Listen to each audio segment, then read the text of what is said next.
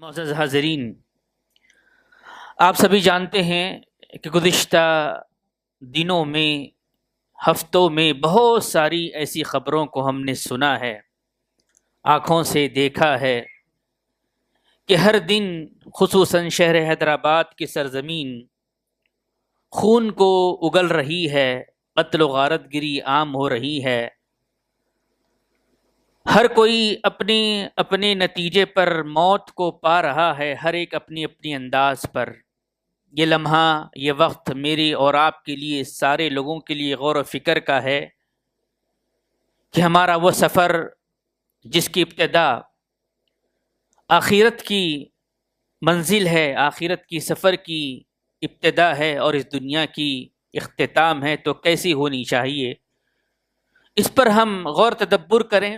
آئیے کچھ باتیں اس ضمن میں ہم دیکھتے ہیں۔ سب سے پہلی چیز مجھے اور آپ کو یہ سمجھنا ہے کہ جیسے ہی انسان کی پیدائش ہوتی ہے، ویسے ہی اس کی ایک سفر کی ابتدا ہوتی ہے۔ میری اور آپ کی پیدائش ہوئی، ہم ایک سفر پر جاری اور ساری ہیں، اور جو بھی اس دنیا میں پیدا ہوتا ہے اس کا ایک سفر شروع ہو جاتا ہے۔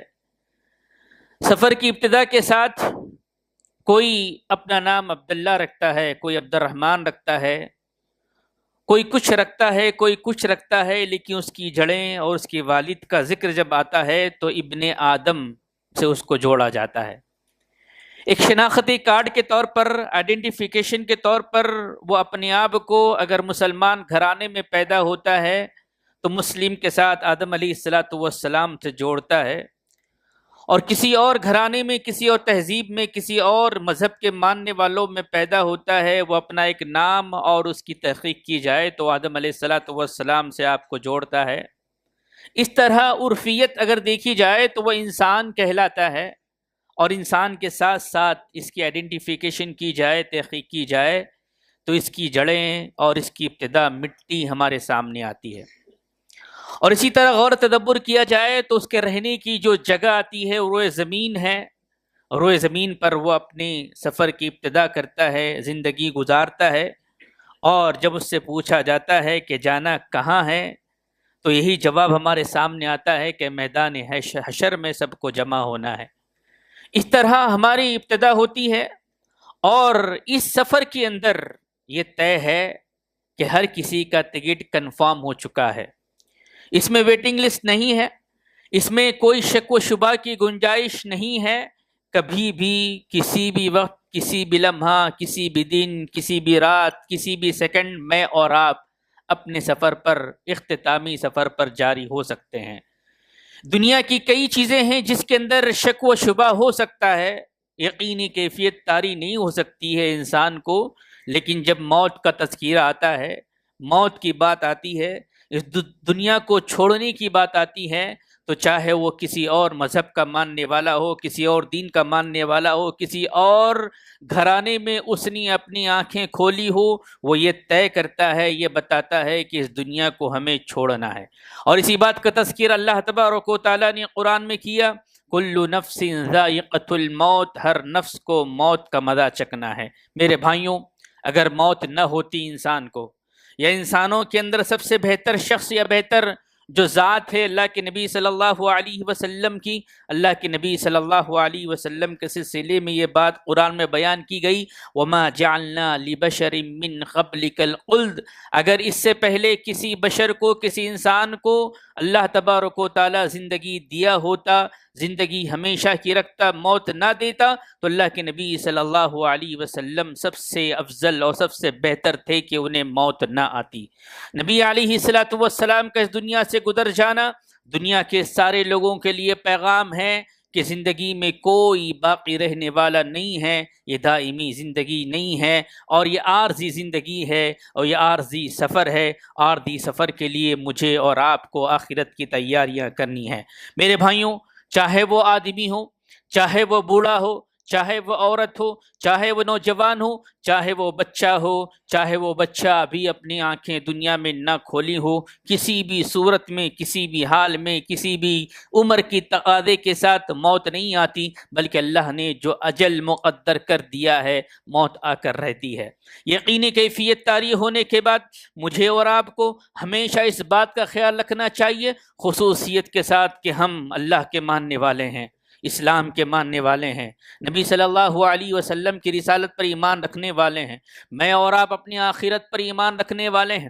مجھے اور آپ کو اس بات کا اندازہ ہے کہ ہم مسلمان ہیں، اور مسلمان کو اس بات کا علم ہوتا ہے کہ اس نے اس بات کی گواہی دی ہے کہ آمنت باللہ وملائکتہ وکتبہ ورسلہ والیوم الآخر والقدر خیرہ وشرہ والبعث بعد الموت۔ ہم میں سے ہر ایک نے اس بات کی گواہی دی ہے کہ میں ایمان لا چکا ہوں، یا ایمان لاتا ہوں اللہ پر، اس کے رسولوں پر، اس کی کتابوں پر، اس کے فرشتوں پر، اور تقدیر کے اچھے برے ہونے پر، اور قیامت کے برپا ہونے پر۔ میرا اور آپ کا ایمان ہے، ایمان کا تقاضا یہ ہے میں اور آپ اپنی زندگی کو غنیمت جانیں، میں اور آپ اپنی زندگی کے ہر لمحے کو آخرت کی سفر کی طرف روا دوا کریں، میں اور آپ اپنی زندگی کے ہر لمحے کے ساتھ اللہ کی بندگی کو جوڑیں، زندگی کے ہر لمحے کے ساتھ نیکیوں کے ساتھ گزاریں، گناہوں سے دور رہیں۔ میرے بھائیوں، اللہ کے نبی علیہ الصلوۃ والسلام کی بہت ساری حدیثیں ہمارے سامنے آتی ہیں۔ عبداللہ ابن عباس رضی اللہ تعالیٰ اس حدیث کے راوی ہیں، وہ بیان کرتے ہیں کہ یاد رکھو، لمحات کو بڑا غنیمت جانو، پانچ چیزوں سے پہلے غنیمت جانو۔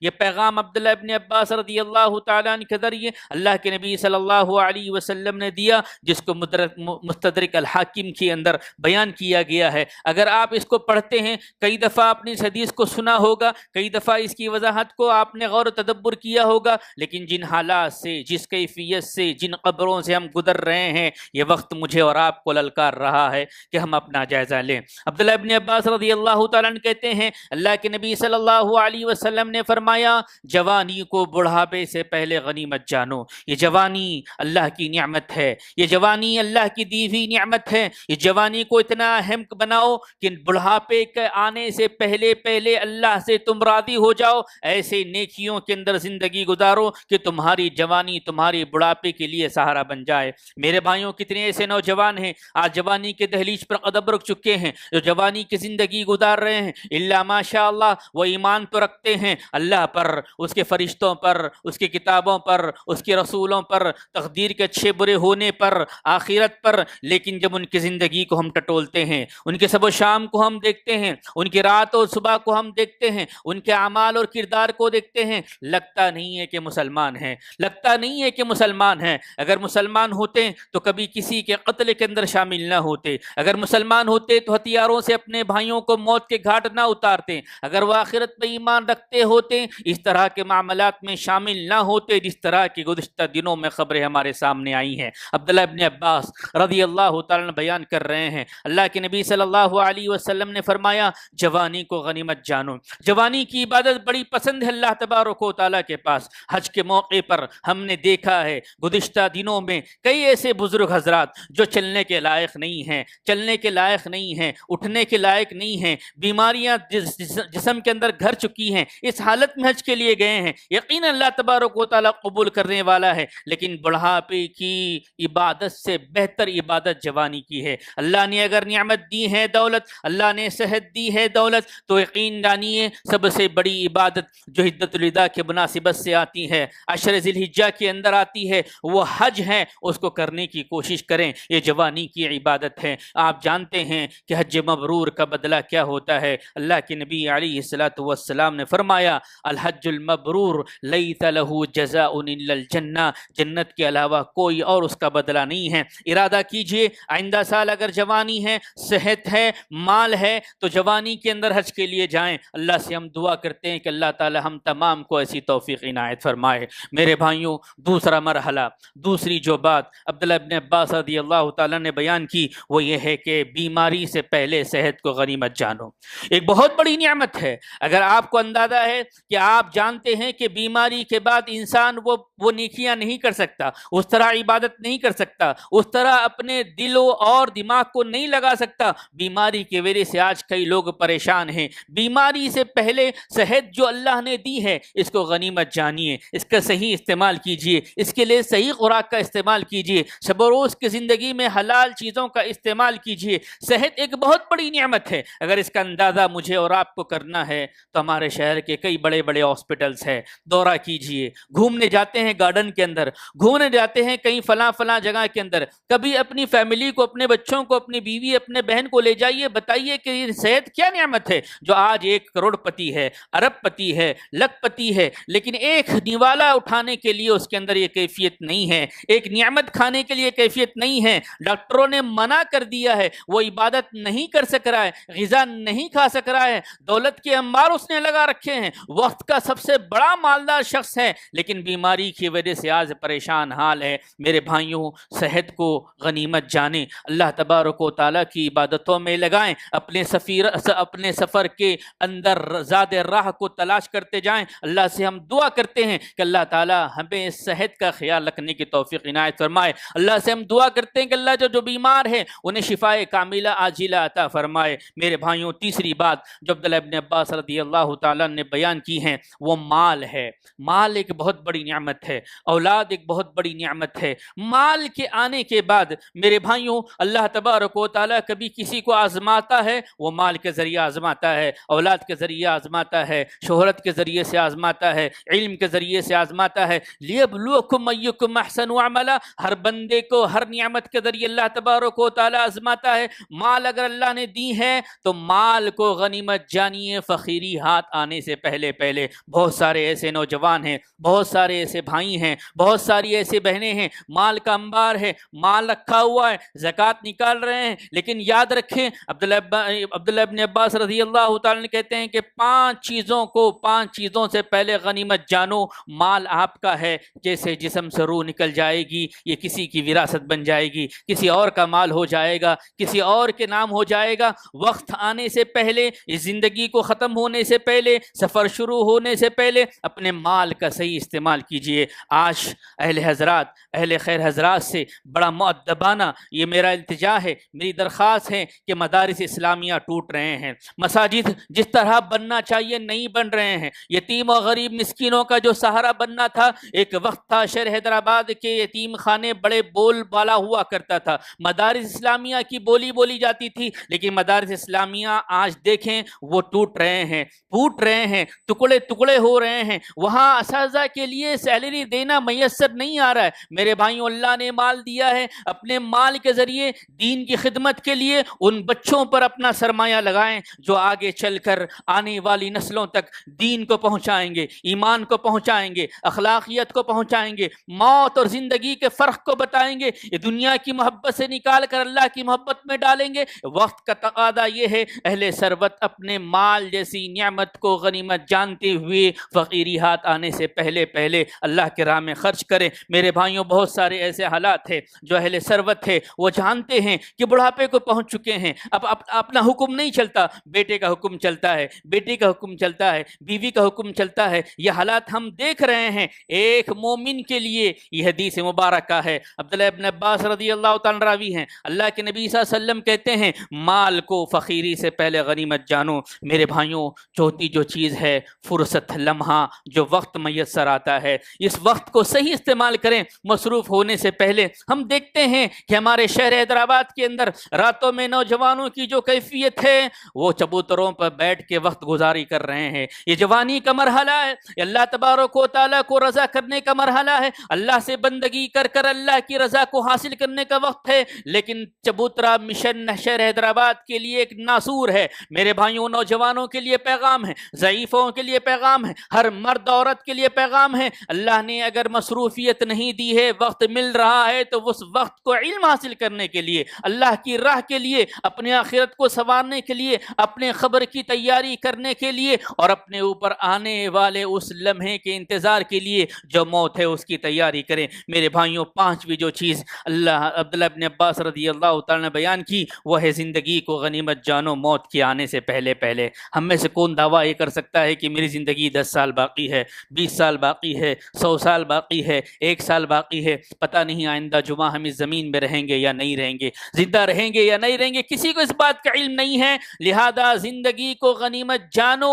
موت کے آنے سے پہلے یہ حالات، یہ مسائل، یہ خبریں، یہ واقعات مجھے اور آپ کو درس عبرت دے رہے ہیں کہ ہم اپنی زندگی کو غنیمت جانیں۔ اللہ تبارک و تعالیٰ نے یہاں غنیمت کا ذکر کیا ہے۔ عبداللہ ابن عباس رضی اللہ تعالیٰ کی حدیث کے اندر لفظ غنیمت آیا ہے۔ غنیمت کے سلسلے میں آپ جانتے ہیں اس مال کو کہتے ہیں جب کفار اور مشرکین کے درمیان مسلمانوں کی جنگ ہوتی ہے اور جنگ کے بعد جو مال بچ جاتا ہے اس مال کو حاصل کرنے کے لیے دوڑ دوڑ کر بھاگتے ہیں، مال جمع کرتے ہیں، جس کو مال غنیمت کہا گیا ہے۔ تو یہ زندگی کے اندر جو لمحہ ہے یہ مال غنیمت سے بڑھ کر ہے، یہ مال غنیمت سے بڑھ کر ہے، اس کو معمولی نہ سمجھے۔ اسی طرح اللہ تبارک و تعالیٰ نے اس کی اور وضاحت کرتے ہوئے سورۃ العصر میں یہ بات بیان کی ہیں۔ کئی دفعہ آپ نے سورۃ العصر کی تفسیر کو سنا ہوگا، اس کے واقعات سے پس منظر کو سنا ہوگا۔ اللہ نے قسم کھائی ہے والعصر ان الانسان لفی خسر۔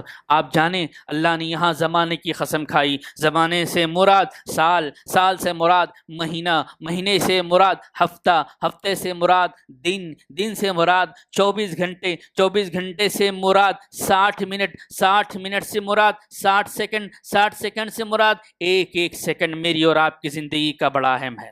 میری اور آپ کی زندگی کا ایک ایک سیکنڈ بڑا اہم ہے۔ اگر ہم نے ایک ایک سیکنڈ کا صحیح استعمال کیا، یقین جانیے موت اگر ہمارے در پر دستک دے گی تو خوشی خوشی ہم دنیا سے رخصت ہو جائیں گے۔ میرے بھائیوں، اللہ تعالیٰ نے یہاں پر زمانے کی قسم کھائی اور کہا ان الانسان لفی خسر، سب کے سب خسارے کے اندر ہے، نقصان میں ہے، لیکن وہ لوگ نقصان و خسارے میں نہیں ہیں جو الا الذین آمنوا، ایمان لائیں، عمل صالح کرتے رہیں، وتواصوا بالحق، لوگوں کو حق کی تلقین کرتے رہیں، وتواصوا بالصبر، صبر کی زندگی گزارتے رہیں۔ اگر اس طرح کا معاملہ ہے یقین جانیے وہ یقیناً وہ انسان خسارے میں نہیں ہے۔ لیکن اس کے علاوہ سب سے اہم مرحلہ یہی ہے کہ زندگی کو غنیمت جانیں۔ میرے بھائیوں، انسانی زندگی کے اندر اگر ہم دیکھتے ہیں تو دو چیزیں آتی ہے، ایک آتا ہے جسم اور ایک آتی ہے روح۔ یہ دو بڑا اہم مرحلہ ہے۔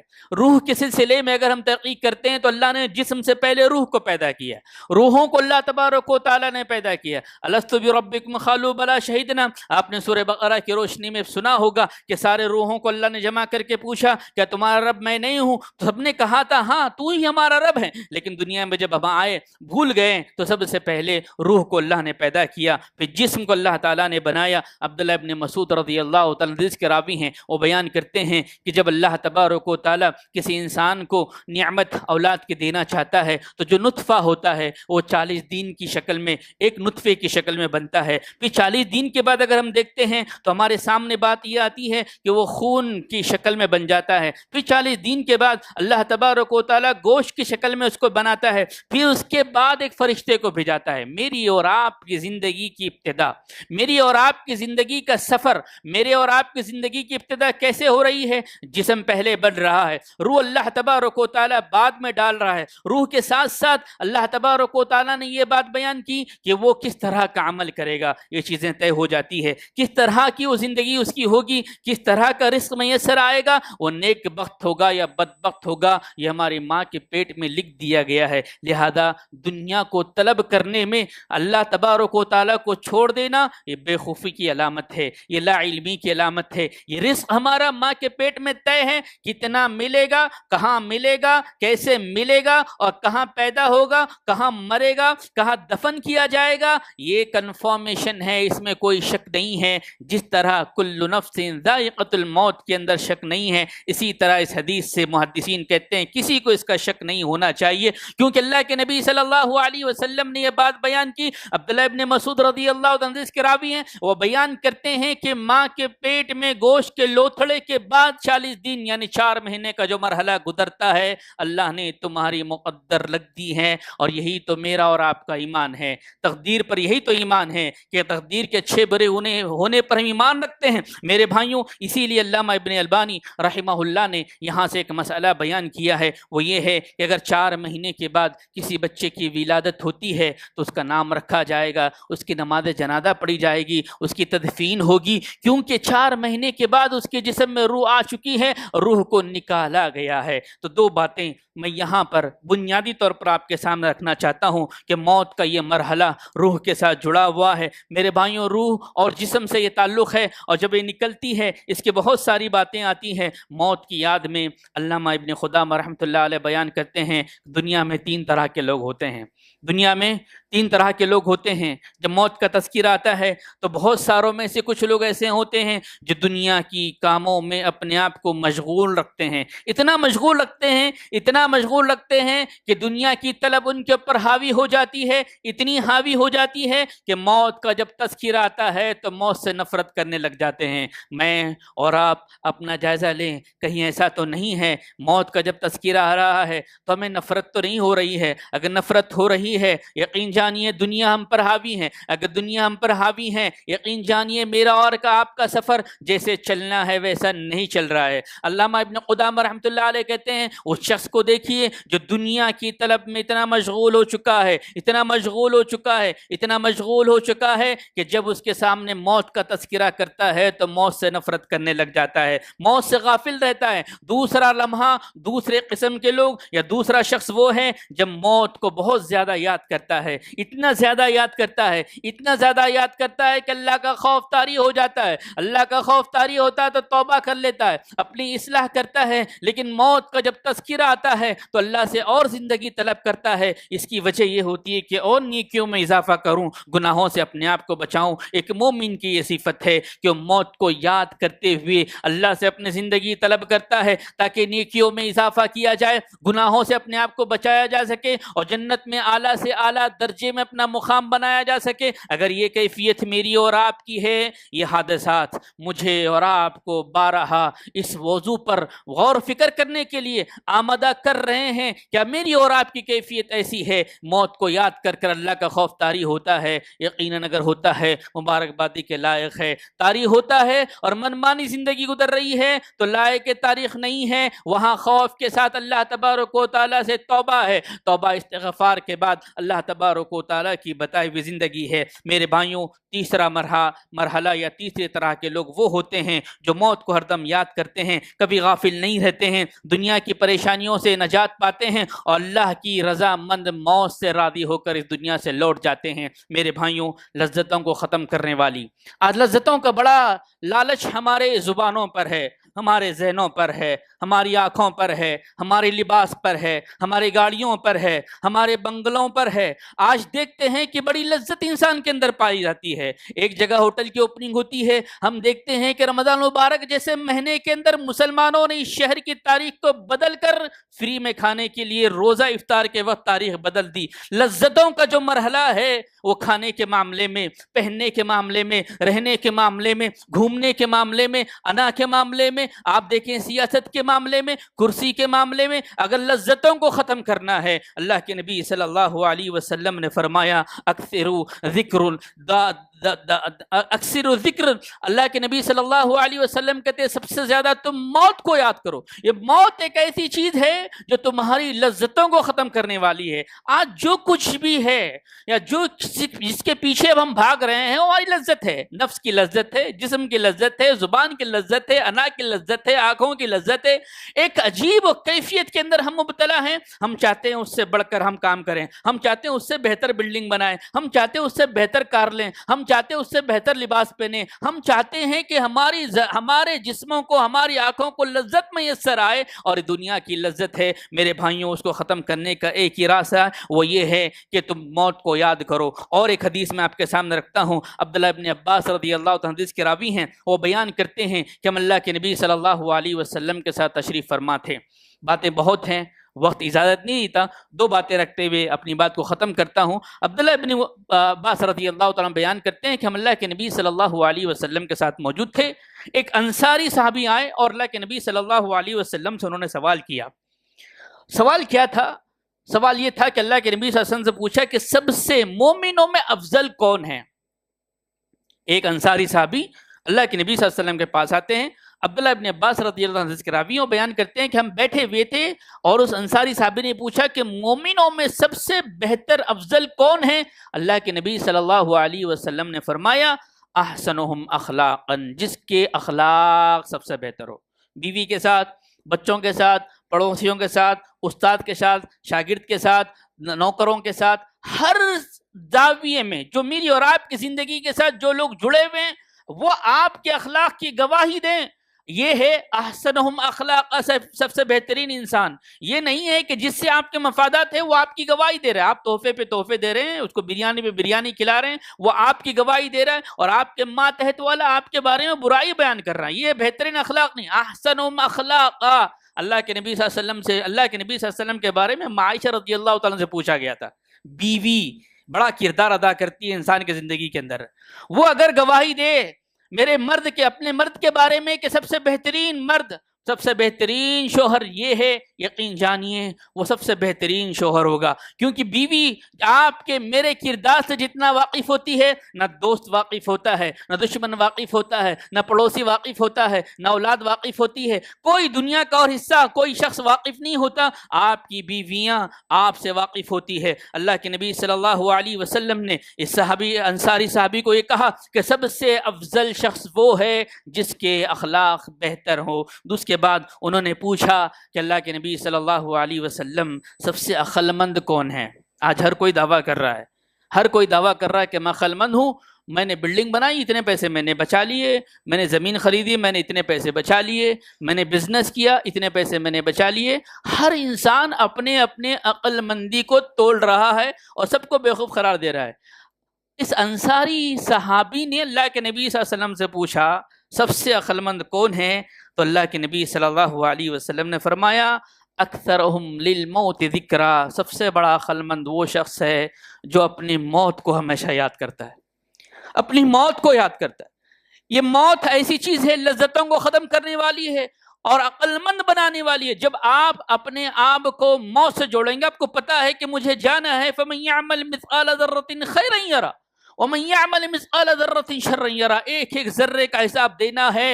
یہ قلم آپ کا غلط سگنیچر کرنے کے لیے نہیں اٹھے گا، یہ زبان آپ کی غلط گواہی دینے کے لیے نہیں اٹھے گی، یہ آنکھ آپ کی غلط چیزوں کو دیکھنے کے لیے نہیں اٹھے گے، یہ کان آپ کے برائی سننے کے لیے تیار نہیں ہوں گے، کیونکہ آپ کو پتا ہے کہ قیامت کے دن یہ سب میرے اگینسٹ گواہی دینے والے ہیں. تو موت کو یاد کرنا سب سے بڑی عقل مندی ہے. میرے بھائیوں، سب سے بڑی عقل مندی کا ذکر آیا تو یہاں پر بات رکھوں، 2-3 منٹ اور میں لوں گا، بہت ساری باتیں آتی ہے. واقعہ مختصر کرتا ہوں. حضرت ابو رضی اللہ تعالیٰ کا واقعہ ہے. آپ جانتے ہیں کہ یہ کون سے صحابی ہے، کتنی حدیثیں انہوں نے لکھی ہے، کس طرح ان کا مقام ہے. ان کا واقعہ آتا ہے موت کا وقت آیا. حضرت ابو رضی اللہ تعالیٰ موت کے وقت ہیں، رو رہے ہیں. صحابہ نے پوچھا، ساتھیوں نے پوچھا ابو ہریرہ تم کیوں روتے ہو؟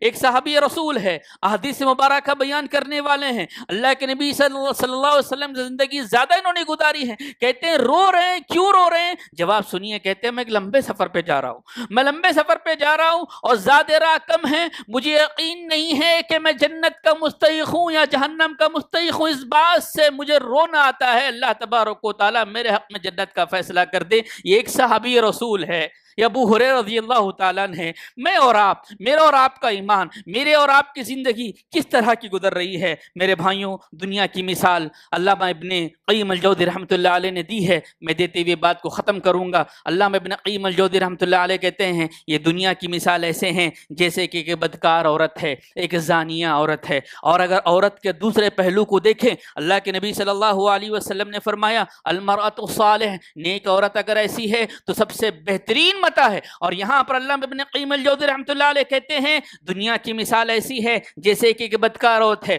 زانیہ عورت ہے، وفا کبھی کسی کے ساتھ وفا نہیں کر سکتی اور ہمیشہ بے وفائی کرتی ہے. آج کسی کے پاس، کل کسی کے پاس. دنیا ایسے ہی ہے، دنیا کی مثال ایسے ہی ہے. آج آپ کے ہاتھ میں ہے، کل کسی اور کے ہاتھ میں ہوگی، پرسوں کسی اور کے ہاتھ میں ہوگی. یہ کسی کی نہیں ہوئی ہے، لیکن انسان اس کے ساتھ وفاداری کرتا ہے. انسان مال کے ساتھ وفاداری کرنے کی کوشش کرتا ہے، اس کے اسباب کو اختیار کر کے وفاداری کرنے کی کوشش کرتا ہے. اور سب سے بڑی غدار اگر کوئی چیز ہے تو وہ یہ زندگی ہے جو مجھے اور آپ کو دھوکہ دینے والی ہے. لہذا یہ لمحہ کب سمجھ میں آتا ہے انسان کو؟ اللہ نے اس کا تذکرہ کیا ہے وَمَا الْحَيَاةُ الدُّنْيَا إِلَّا مَتَاعُ الْغُرُورِ. جب موت اس کو نظر آتی ہے، اس کو پتہ چلتا ہے کہ جو کچھ میں سمجھ رہا تھا یہ صرف خیالی ہے، حقیقت میں جو زندگی ہے وہ آخرت کی زندگی ہے. ہر کوئی کہتا ہے میرا مال ہے، میرا مال ہے. ہم حقیقت میں مال آپ کا وہی ہے جو آپ نے کھایا اور اس کو پچا دیا، حقیقت میں مال وہی ہے جس کو آپ نے پہنا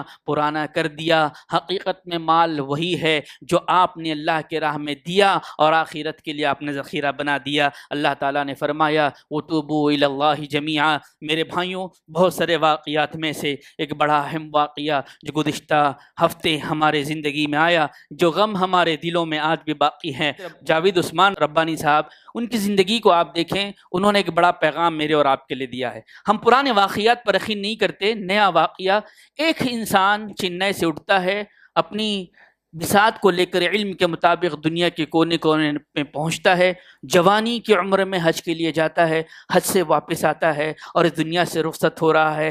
ہر جوان کے لیے پیغام ہے، ہر اس جوان کے لیے پیغام ہے جو علم رکھتا ہے کہ اپنے زندگی کو اللہ راہ میں لگائے۔ اگر اللہ نے علم نہیں دیا مال، تو ہر اس نوجوان کے لیے پیغام ہے کہ اپنے مال کو اللہ کے راہ میں لگائیں۔ اگر ہر اس شخص کے لیے یہ پیغام ہے کہ اپنے آخری لمحات کو، اپنے زندگی کو اللہ کے لیے لگائیں، اور یقین جانے یہی آخرت میں کامیاب ہونے والے ہیں۔ ان کے بہت سارے خدمات تھے، ایک داعی تھے، ایک مجاہد تھے، ایک سپاہی تھے جس کو ہم نے کھویا ہے۔ ان کے حق میں ہم دعا کرتے ہیں کہ اللہ تعالیٰ انہیں جنت الفردوس عطا فرمائے، ان کے گناہوں کو معاف فرمائے، ان کی نیکیوں کو اللہ تعالیٰ اضافہ کریں۔ اور ہمارے درس عبرت یہ ہے کہ ہم اپنے زندگی میں ان کے واقعات سے درس لیں، اپنے آپ کو بدلیں۔ اس طرح کے بہت سارے واقعات ہو رہے ہیں، لیکن غور و فکر کرنے کا وقت نہیں ہے، تبدیلی کے وقت نہیں ہے۔ اللہ کا وعدہ ہے ان اللہ لا یغیر ما بقوم حتی یغیر ما بانفسہم۔ خدا نے آج تک اس قوم کی حالت نہیں بدلی، خدا نے آج تک اس قوم کی حالت نہیں بدلی جسے خود نہ ہو خیال اپنی حالت کے بدلنے کا۔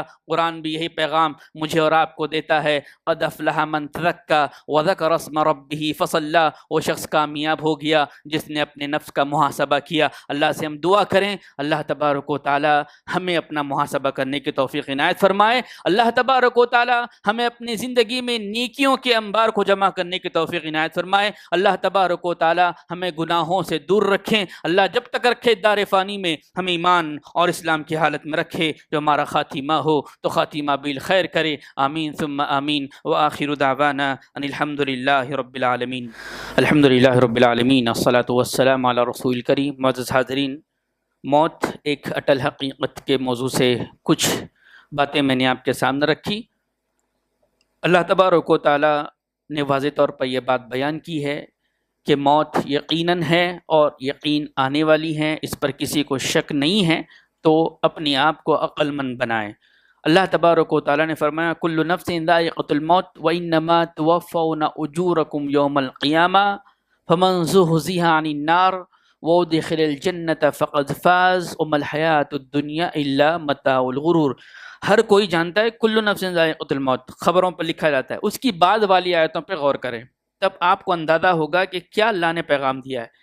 کل نفس ذائقۃ الموت، ہر نفس کو موت کا مزہ چکنا ہے۔ وانما توفون اجورکم یوم القیامہ، جب تم واپس آؤ گے تو تمہارا بدلہ دیا جائے گا۔ اور سب سے بڑا عقل مند، سب سے بڑا تعلیم یافتہ، سب سے زیادہ ہوشیار اور سب سے بہتر، سب سے افضل شخص وہ ہے فمن زحزح عن النار، جس نے اپنے آپ کو جہنم سے بچا لیا، فمن زحزح عن النار وادخل الجنۃ فقد فاز، اور جس نے اپنا ٹھکانہ جنت بنا لیا وہ سب سے بڑی کامیابی سے ہمکنار ہوا۔ لہذا یہ آیت مبارکہ مجھے اور آپ کو یہ پیغام دے رہی ہے کہ قیامت کے دن ہر چیز کا ہمیں بدلہ ملے گا، لہذا زندگی کا ہر لمحہ، ہر وقت، ہر دن، ہر صبح، ہر شام اللہ کی رضا کے لیے اور حلال کمائی کے لیے اپنے جو اسباب ہے صحیح اسباب اختیار کرتے ہوئے اس سفر کو گزارنے کی کوشش کریں۔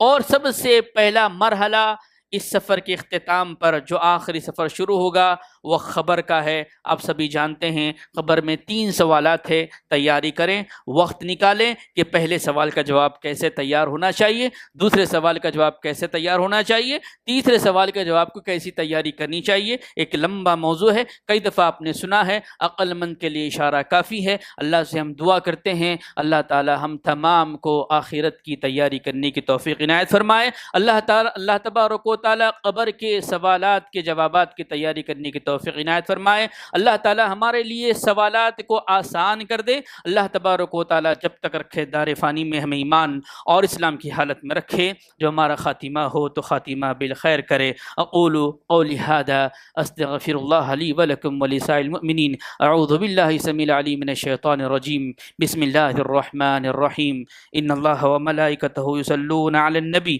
یا ایھا الذین آمنوا صلوا علیہ وسلموا تسلیما۔ اللہم صل علی محمد وعلی آل محمد کما صلیت علی ابراہیم وعلی آل ابراہیم انک حمید مجید۔ اللہم بارک علی محمد وعلی آل محمد کما بارکت علی ابراہیم وعلی آل ابراہیم انک حمید مجید۔ اعوذ باللہ السمیع العلیم من الشیطان الرجیم۔ بسم اللہ الرحمن الرحیم۔ ان اللہ یأمر بالعدل والاحسان وایتاء ذی القربى وینہی عن الفحشاء والمنکر والبغی یعظکم لعلکم تذکرون۔ واذکروا اللہ یذکرکم وادعوہ یستجب لکم ولذکر اللہ تعالی واللہ یعلم ما تصنعون۔